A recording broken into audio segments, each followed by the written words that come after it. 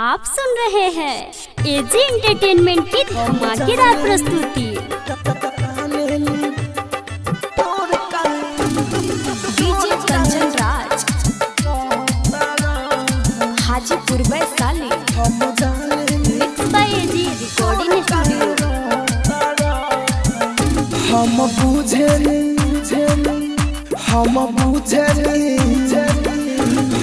बुझेली दूर काहे रह तारा, हम बुझेली दूर काहे रह तारा। लागे नाता तो हमसे तोड़ देबा, प्यार तोहरा के वो दिन से ढेरे देहम, जहिया सौतिन से बोलल छोड़ देबा। हम जानेली दूर काहे रह तारा, हम जानेली दूर काहे रह तारा। Mix by AG recording studio. DJ Kanchan Raj, Hajipur Vaishali,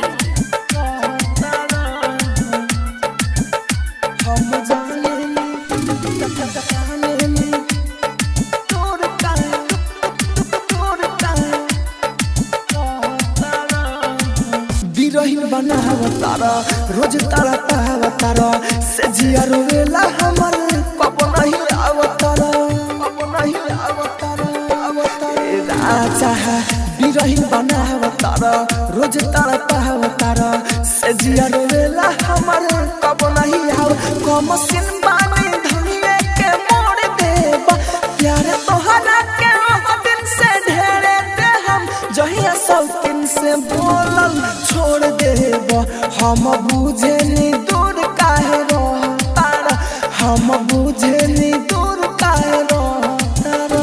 आप सुन रहे हैं एजी एंटरटेनमेंट की धमाकेदार प्रस्तुति। डीजे कंचन राज, दूर काहे हाजीपुर वैशाली,